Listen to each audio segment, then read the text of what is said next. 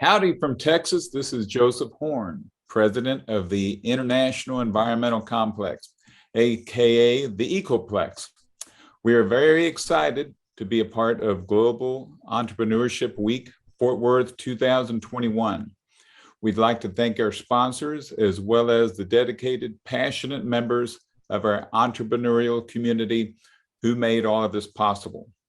For this program, we will dive into hemp. Our guest today is Cole Carpenter, a former TCU radio DJ and personality who created his own branded show, Collective Radio. After graduating from TCU, Cole moved to Austin to dive into the hemp space during the Texas launch of its industrial hemp program, and now is a podcaster, among other things, covering innovation and hemp industry for Texas innovators. We're excited to have him talk with us today at GEW about hemp. Again, before we get started about talking about hemp, tell us a little bit, Cole, about Texas innovators. Yeah, so thank you for having me here, Joseph, first and foremost. Texas Wonderful Innovators, having you. oh, thank you.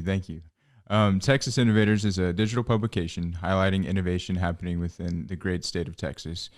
Texas is the ninth largest economy in the world, and we hope to create a community around the great innovations happening here and the beautiful, wonderful, fruitful ecosystem that Texas provides. Amen there. Cole, I think most of our audience knows, but for the record, what is the difference between hemp and marijuana? I heard that Mary Jane is the one that gets in trouble a lot. Hemp is an okay kind of guy or something like that. Is this a man from Mars or women from Venus sort of thing? What is this? What's the difference?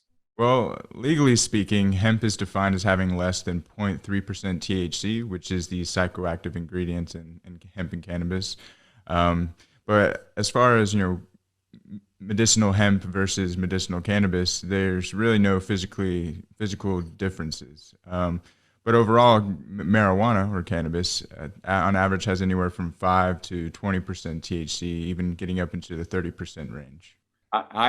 From my reading and understanding, I was fascinated doing some research for this program and learned there were so many uses for hemp, and it's been around for a long time. As a matter of fact, I read that the original U.S. Constitution was written on hemp papers. So I'm so glad that nobody's rolled it up. And so it seems ubiquitous. Ecolution became successful jean clothing brand using hemp fibers. And I was surprised to learn that my cereal, Catalina Crunch, has hemp fibers in it. And in fact, I bought a bag of hemp seeds the other day at Costco, which says high protein, high fiber. And so I guess the hemp seeds don't have CBD in them. So what is going on? Hemp's going everywhere. What's happening? Well, so it's been around for quite a while, and even since the founding of America, farmers were actually required to grow a portion or a plot of land, and it was actually used to pay taxes back in the day, and it was Wow. a major input for sales and ropes and all of that. But nowadays, since we've been kind of fighting this prohibition that started with the 1937 Marijuana Tax Act, we've been kind of in the dark with utilizing this product, and we've seen a reemergence in the last 20 or so years with hemp grain and finding hemp in our lotions and various things. But now with the 2018 Farm Bill, we are actually finally able to farm this miraculous crop once again. That's interesting. As an attorney, a couple of years ago, I got a lot of calls from folks trying to set up an online CBD store or getting ready to open one. And there was so much confusion about what the rules were. And so I guess a lot of that they've worked out now. So it's legal. I can grow hemp in my yard. Yes, if you would like to, and I would advocate that you should. The only issue, well, in Texas, is not necessarily an issue, but you would need to get a license from the Texas Department of Agriculture to do so. To grow hemp in my own yard, I need a license from the Texas Department of Agriculture. Yes, Okay, yes. so I guess we're not going to see hemp plants at the local grocery store or nursery. That's what you're saying. That is correct. Okay. Cole, in your background, looking at it, I see that you describe yourself as being involved in hemp closed loop facility development, land use, renewable energy, sustainable development, not to mention blockchain integration. Sound like you've been doing a lot of exciting things. Tell us, what does it mean by development of a decentralized hemp-filled future for all? I mean, what does it mean for a hemp closed-loop facility? What does that mean? Well, just a closed loop facility in general is creating an ecosystem or an environment that you don't need any outside inputs. Meaning, all of your inputs for generating revenue or doing whatever you were trying to do can be created and used within that closed loop system. So, say you start with hemp and your building is made of hempcrete or what have you. You can take those inputs and if you're running an extraction line, you can put in that hemp, get out whatever you're trying to extract, whether that's CBD, and then whatever waste you have left, you can take that waste, put it in through a process called pyrolysis, which you can generate syngas or other very useful inputs such as advanced carbon materials through creating graphene or more to that as biochar, which is a wonderful soil amendment. But really, it's just everything that is produced within a facility goes back into that feedback loop. It's a positive feedback loop. That's fascinating. Now, for when hemp is harvested, is it harvested with just cut above ground, and so whatever growth occurred in the roots and so forth kept there, and so it just cut in the top, and then the rest of it you, I guess, process? Yeah, so you process the whole plant, and every part of the plant can be used in some form or fashion. And it really depends on kind of what your desired outcome is, and that outcome would decide what genetics you plant in the first place.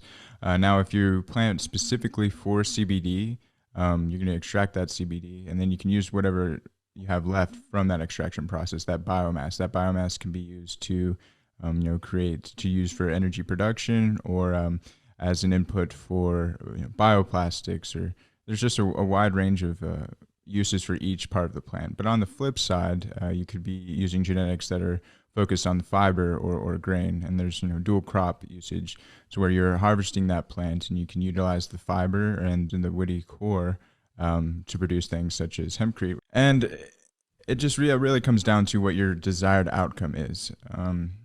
But there's many industrial inputs or profit lines that you can put these various inputs into.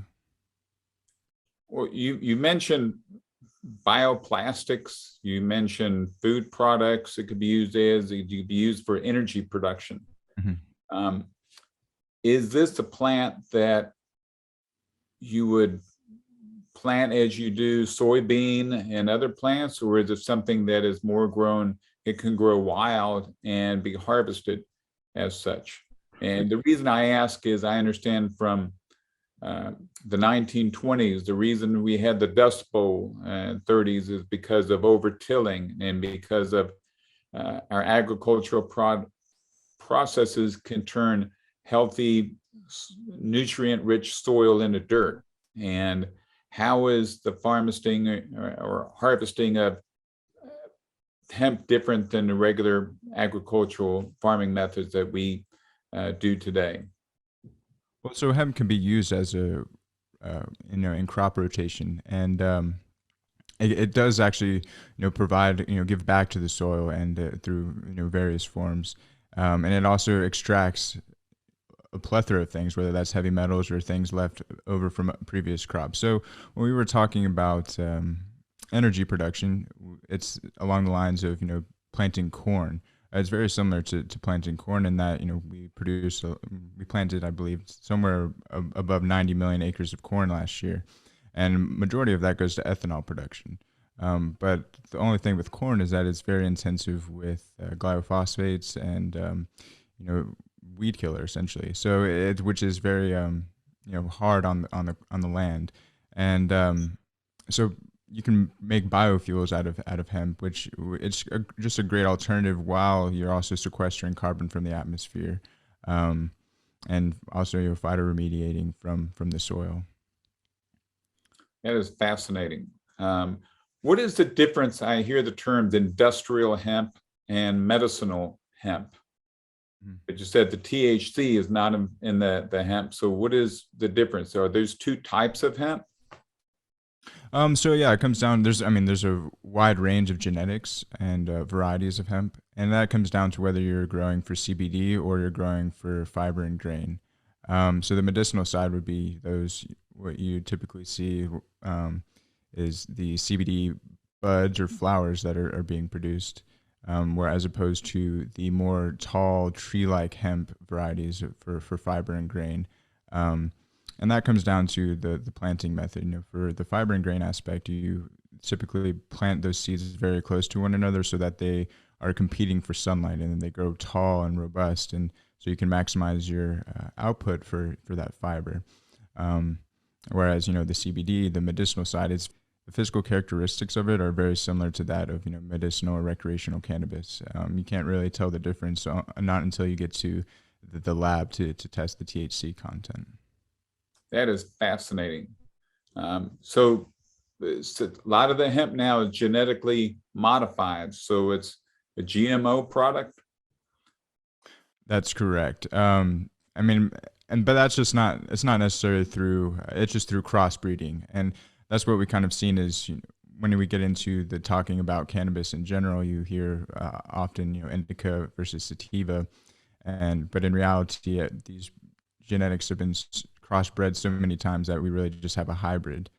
All in all, there's not too much difference between medicinal CBD or hemp versus medicinal cannabis. But when you get to the fiber side, industrial hemp, there's physical characteristics that are different. I'm curious. So if I wanted to open up a hemp farm, do I need to buy special seeds from one of the companies that makes seeds and products like that? So yeah, there's a lot of seed producers out there, and you would want to get certified seed, and do your due diligence on that, because there are definitely a lot of people, since this industry is so new, people are getting taken advantage of, seeds that will not germinate or that are not properly produced, and or you're getting the wrong genetics that you ordered. So going through a certified seed vendor, and there's plenty out there, and I would recommend referring to your departments of agriculture, because they have great contacts and information on that, as well as just reaching out to people who are already doing it. That's the main thing is, in these first couple of years of this industry that's in its infancy, you got to reach out to the people that have put their hands in the dirt and have paid their tuition. And a lot of people are going to be paying their tuition and kind of learning the hard way, and before we can get to a place where you're going to be profitable, whether whatever type of venture you're getting into. Now, you mentioned that the CBD has less than, I'm sorry, the hemp has less than 1% of CBD in it. Yet I THC. also hear about the CBD from hemp being extracted for various uses. And then what's left over is used for rope, clothing, and other food fibers and so forth. So is CBD, and I also read it's very interesting, it said that hemp CBD, it didn't say marijuana CBD, it's Mary Jane's not a good person, I don't know, said that can actually be used for veterans and police dealing with PTSD. And this is important because apparently it interferes with the memories, permitting police to focus on the present or mindfulness. Is that something everybody in America needs to be doing? Um, I mean, I would say if there's a lot of benefits to CBD, and more to what you mentioned earlier. There's CBD produced by recreational cannabis or medicinal cannabis as well, with higher THC. But all these cannabinoids are produced in a way that come from the plant to create what's called the entourage effect, and so there's always a place for THC, but more on the CBD side, I think for the mindfulness, when it comes down to tapping into the endocannabinoid system, which is a natural system of receptors in the body that all mammals and animals have.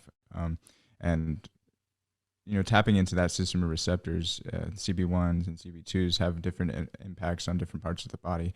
But what that system is really responsible for is homeostasis in the body. So essentially finding that middle path, or regulating the system to where it's kind of finding that peace and harmony that we talk about with, that comes with mindfulness. And use a lot of the use cases, or a lot of the talk around CBD. Actually, it comes out of a desire to reduce anxiety, and that reduction in anxiety comes from the presence of that endocannabinoid system. So CBD is not the same as THC. You can have CBD without the THC, correct? Correct. But when you're having these medicinal plants or recreational cannabis, the marijuana, there is CBD produced by those plants. There's actually over 150 cannabinoids in the cannabis plant. So you have your CBD, your CBG, your CB, and there's just a plethora of cannabinoids that all have their own role and have their own value. Interesting. Sound like all right, but CBD, you don't smoke it. It's a chemical you just take out of the processing. And how do most people take CBD now? There's studies? I know there are CBDs and ointments, lotions, all things out there. What is going to be the most common use of CBD? From my experience, I see is in tinctures. So kind of the oils, and that's typically with MCT oil as the carrier oil, or in a mixture of a hemp seed oil. You see, and when it comes to CBD, there's actually different, classifications, or types of CBD. Meaning there's full spectrum or CBD isolate. There's full spectrum, broad spectrum, or CBD isolate. So the full spectrum is all of the cannabinoids, and that's the least processed product. That is the closest to whole plant medicine that you can get, and it will have some THC in there, of course, below the 0.3% THC to make it federally illegal. But all these compounds work together in harmony to create what's called the entourage effect. And typically, I'm not a medical doctor or anything, but in my experience, full spectrum has the most profound effect when you're utilizing these products. And then once you get down to broad spectrum, that is where all the THC is removed. You still have the other minor cannabinoids, but and that it depends on your preference. But then when you get to the isolate, it's the most highly processed product, because all you're doing is extracting just that CBD. Okay, so in Texas, can you buy CBD? Yes, you can. Okay. To my knowledge, you can buy CBD in all 50 states. All 50 states now. Okay. Because I remember a friend saying not long ago they got some CBD gummies in Oklahoma, or some other Colorado, but they couldn't bring them into Texas, supposedly. Well, if it's just CBD, you should be able to travel across state lines, to my knowledge. But if it has any, above the 0.3% THC, then it's a no-go. I see. And I've heard that there is the term of Delta 9 and Delta 8. Can you explain? And that has nothing to do with the COVID Delta variant that's out there. No, it does not. But Delta 9 Delta is Airlines. Poor Delta. They're getting the short end of the stick with the branding and whatnot. But Delta 9 is your typical THC. That is, the THC that is associated with, the high and whatnot. And that's when it comes down to that 0.3% THC, statute. It's typically referring to Delta 9. So there's this whole debate between measuring just Delta 9 THC or total THC. So Delta 8 is another form of THC, and it's synthesized out of the cannabis plant. But Delta 8, we kind of see this huge market phenomenon or fad as of late with Delta 8, because it's considered a legal high. But here in Texas, actually, and a lot of states are banning it because they see it as a go around. and kind of getting around that legislation. But actually, within the past month, actually a few weeks ago, the Department of State of Health Services came out and said that Delta 8 is, federally prohibited, and there it's considered, along with a narcotic, a controlled substance. So, but for a long while, a lot of farmers and CBD retailers saw it as an alternative revenue stream because it was the legal high, and so that it created a lot of market buzz and had a lot of people coming into the shops. But the thing with Delta 8 is it's not as researched as Delta 9, THC, and which has been researched since the 60s. And there's a breadth of research on Delta 9, but Delta 8 is so new that we don't know how it impacts our body or how it interacts with the system. So fascinating. That is so exciting. Now, so if you want to get involved in hemp, I understand there's a Texas Hemp Growers Association.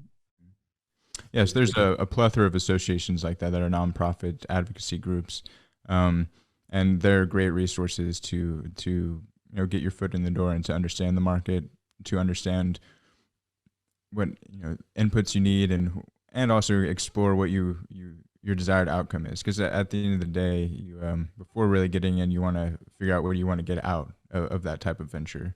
So there's a lot of variables, a lot of inputs that need to be thought about, and as I said earlier, it's with the industry being so new and in its infancy. There's a lot of things that still needed to be worked out, because as it stands now, the supply chain is quite fragmented, and a lot of people are losing out and losing a lot of money because either they're getting taken advantage of, or they didn't have that great of a plan. So right now, yeah, a lot of people are putting in their tuition and trying to just learning and building this industry from the ground up. So industry groups and advocacy groups such as the Texas Hemp Growers Association, or Texas Hemp Coalition, Texas Hemp Growers, or even on the national stage, Hemp Industries Association. They are great resources for because as they are championing these legislative action and providing resources for people. So I know farmers have been struggling over the past decades.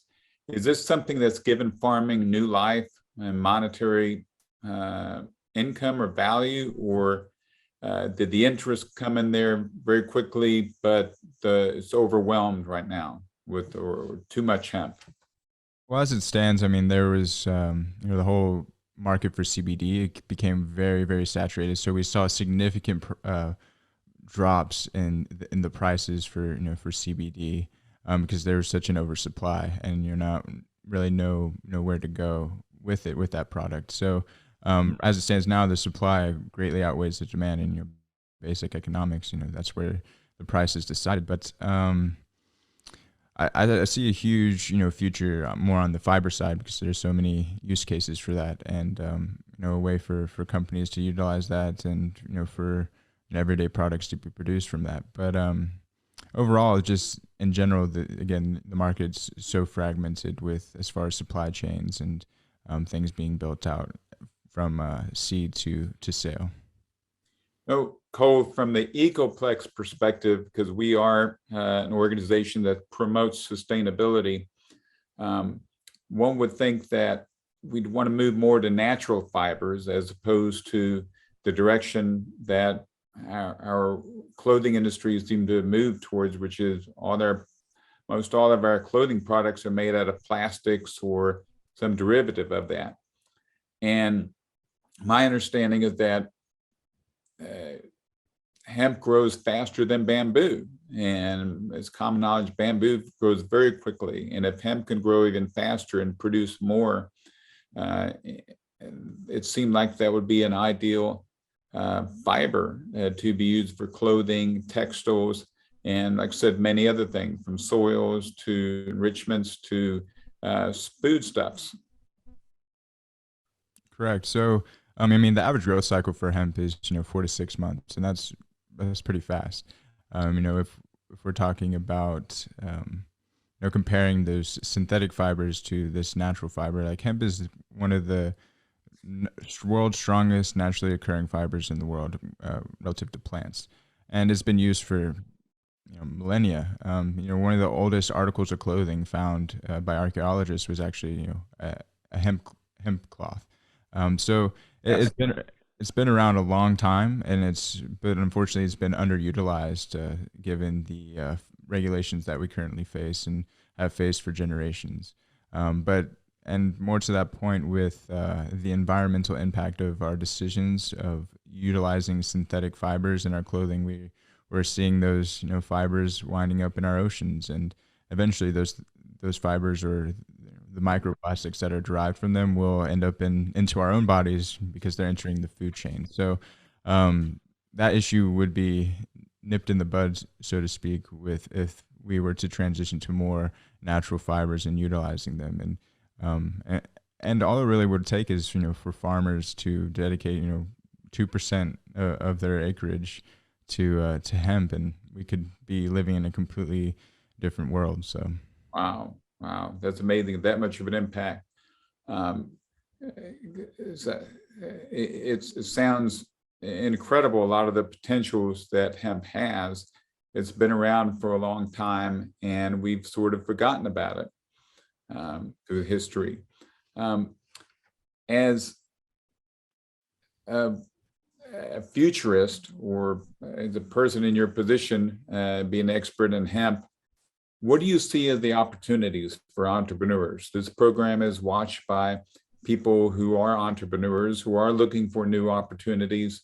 What new opportunities do you see in this area? And I think you kind of touched on a lot of them, but is there something that everybody's missing? well, I think of course there needs to be more research into this, but even since the 1930s, in 1938, Popular Mechanics came out with an article, the new $1 billion crop, and it was talking about hemp. And hemp at the time they started having more than 50,000 uses, and that was at a time where innovation was not nearly where it is at today, and the mechanical processing and things like that. Um, so I I, th- I think for every innovator or anyone to kind of utilize hemp in their venture, I think there's just understanding the plant and knowing that it does have 50,000 plus uses. It is just the beginning, to understanding how it can be inputted into what you're doing. So on for example, on the carbon sequestration side, all the buzz is ESG goals, equity, social governance. And sequestering carbon or CO2 emissions is a huge thing. Well, hemp is one of the greatest carbon sequestration tools that we have. Usually, when we're talking about carbon sequestration, we talk about forests and trees. On average, 1 acre of forest can sequester anywhere from zero point 0.8 to 1.5 tons of CO2, whereas hemp can sequester anywhere from 3 to 6 tons per acre. So that's two x right there. And with forests, it takes years for forests to grow, whereas hemp takes only 4 to 6 months. So on that side, I think that is can be applied to any venture. If you're trying to manage your carbon inputs into the world. So, but on the flip side, with inputs, if you're in manufacturing or anything really, like for example, BMW, 30% of their um, plastic composites in their cars are actually made out of hemp. So hemp, makes it lighter, makes the vehicle lighter, but they're also utilizing a renewable plant. Well, stop you right there. You just said 30% of a BMW is made out of hemp. Yes, the interior. So the plastic panels. That is And what? amazing. So Mm. that is amazing.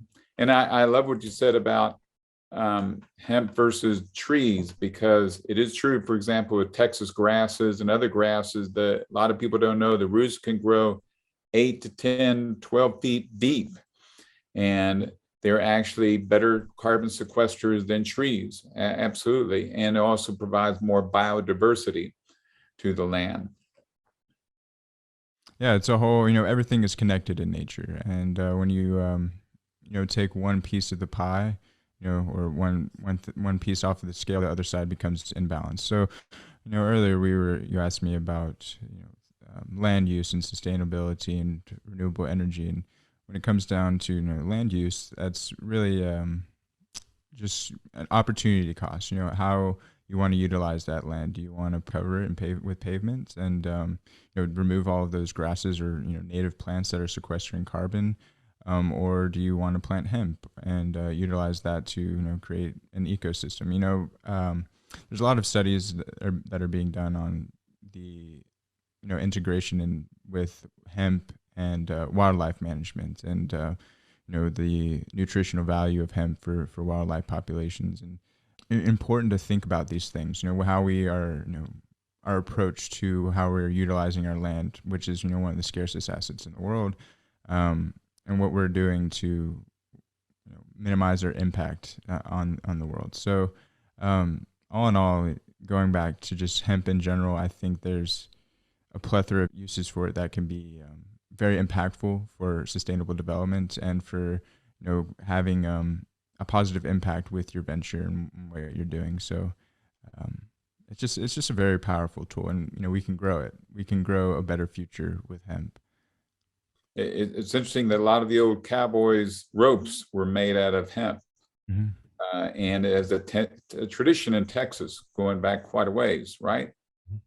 That is true, yes. And I mean, even a lot of people don't even know this, but the ground upon which the Pentagon sits was actually a USDA research farm where hemp was grown for research back in the day. And even during World War II, the USDA had their Hemp for Victory campaign, and farmers were required to grow hemp to support the war effort for fiber and things of that nature, because we were cut off.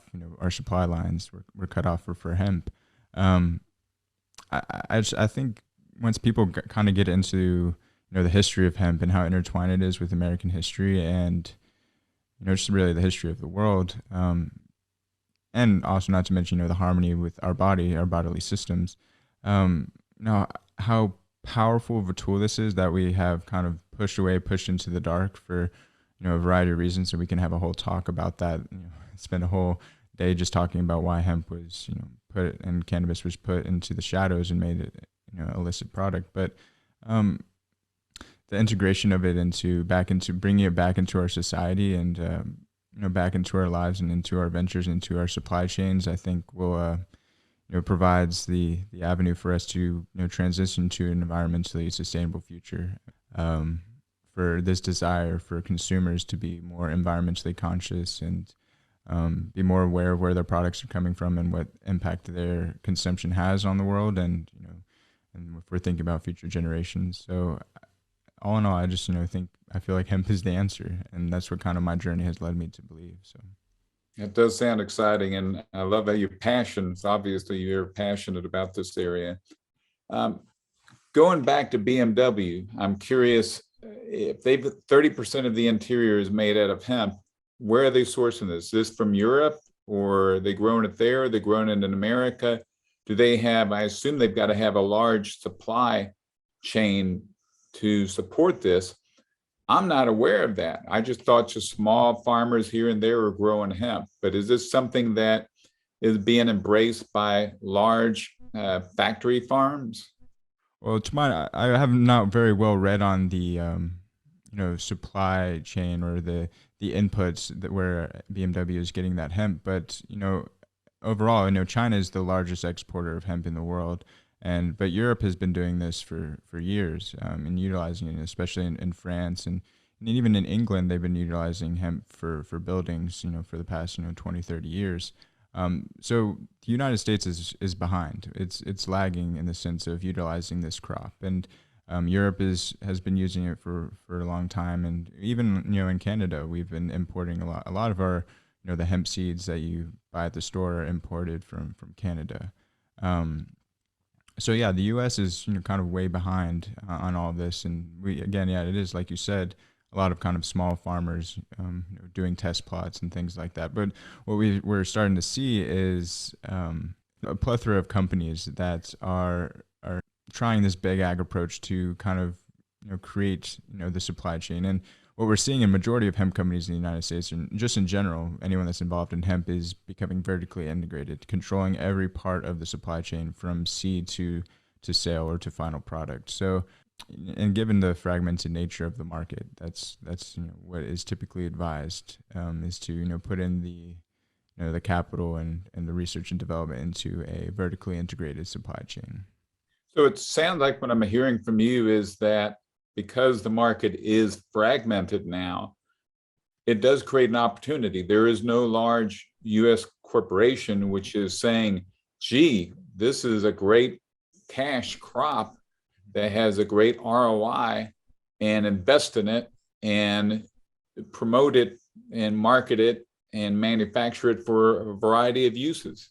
I mean, there are players that are creating the supply chain. One notably is Delta Agriculture, which they have offices in Dallas and in Washington D.C. and a lot of their production is actually out in West Texas. If we're focusing on Texas, but they have facilities in Colorado and Kentucky, and historically Kentucky has been the place for hemp production in the United States.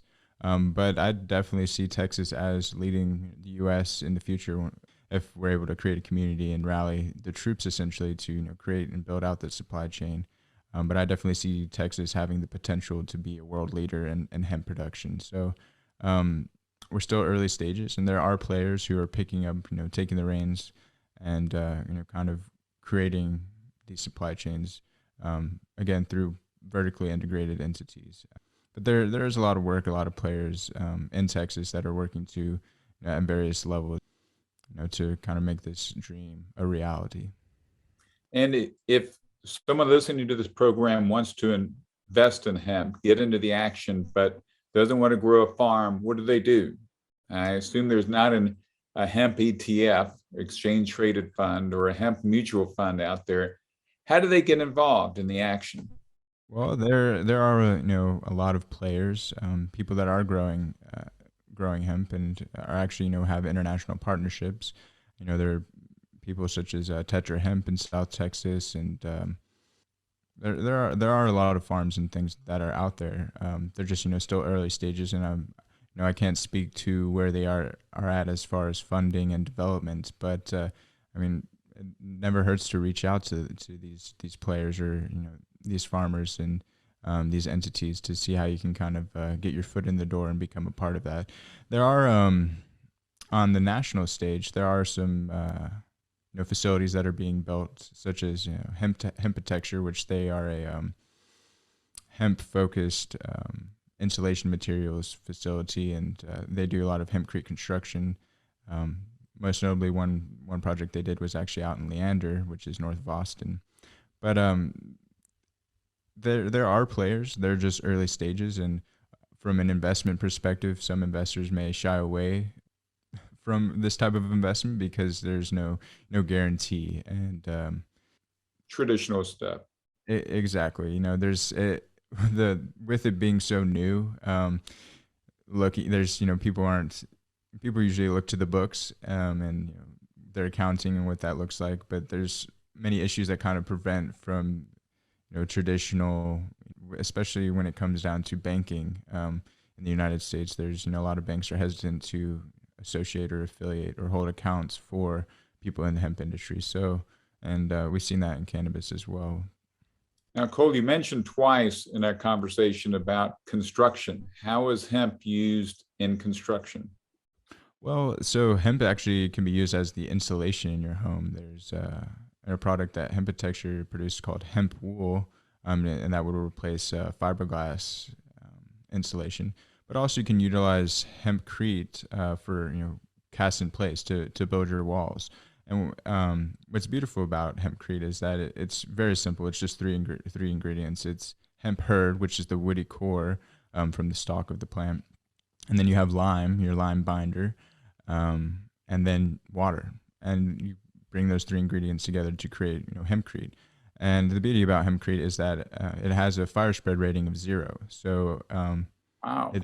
yes, very impressive. And that comes down to the lime aspect of it, but also it's antimicrobial, antibacterial, and it's just really a kind of a new building material that more research and development needs to be put into it. But if you want to learn more about that, I would look into the U.S. Hemp Builders Association. Now, are they using that more for like drywall or? Exactly. Yeah. It's not a structural piece. You can't use it for your foundation, to my knowledge. But it's you'll still have your timber framing and things of that nature. But you can fill that timber framing with the hempcrete. But also the beauty about the hempcrete is that it sequesters carbon throughout its lifetime. And there are hempcrete buildings that have been around for 800 years. So Wow. it's not really a new thing, but it's a thing that's kind of becoming, getting more publicity and coming into the limelight. But and it only takes, to my knowledge, 1 acre of hemp to grow or to provide the inputs for a 1,300 square foot home. So it's very And only 4 months, exactly right? right, correct. And so just the beauty of hempcrete is it's easy to make. Like you just need those 3 ingredients, and yeah, it continues to sequester carbon from the atmosphere, antimicrobial, antibacterial, and typically you put a lime plaster over the top of it, which will for your exterior walls and things like that. So all in all, there's a lot of products that are being produced and that can be utilized. We just need to get the message out there and create the demand for them, because the supply is chomping at the bit, so to say, to increase and to get to consumers. So if there's a greater demand and more interest, then we'll be able to utilize these products more. And there's actually a company out of Austin called Hemp Building Ventures that are kind of focusing on this very thing. Henry Val is the head of that venture. He actually was in charge of building the first hempcrete home in Community First, which is a village for people suffering from homelessness in Austin. So if you want to learn more about that, check that out. And Hemp Building Ventures, and there's a lot of things going on in Texas that are utilizing hempcrete and just hemp in general. So. And if someone wants to research and learn more about opportunities, where should they go? Other than maybe contacting you, but if they want to peruse the web, what's the best place to learn all about hemp? Hemp Industries Association, the National Industrial Hemp Council. There's a plethora of organizations out there. Another great one is Vote Hemp, which has been around since the 90s, I believe. And that's an advocacy and lobbying group in DC. And also there's just a lot of books. Another great book that kind of has been the foundation for my understanding is dubbed, it's called American Hemp: How Growing Our Newest Cash Crop Can Improve Our Health, Clean Our Environment, and Slow Climate Change. And that book is by Jen Hobbs. That sounds wonderful. It's all exciting. This was an eye opener for me. I certainly learned a lot. I'm sure a lot of our listeners did as well. Cole, before we go, any parting last thoughts? No, I'm just grateful to be here and to address the audience. And if you want to keep up on my writings and the things that I do, feel free to follow me on LinkedIn, linkedin.com/Cole Carp, CARP. And also check out Texas Innovators, txinnovators.com. You can keep up with our writings and our publication. We're actually working on a podcast right now as well. So if you want to keep in touch with the innovation happening in Texas, you're for sure to find some hemp coverage in there as well. Thank you, Cole. It was a pleasure to have you. Appreciate it very much. Keep safe and well, and thank the rest of y'all for listening to this program. There are many wonderful programs at GEW Fort Worth, so we hope that you'll listen to all of them and have an excellent day. Take care. Bye.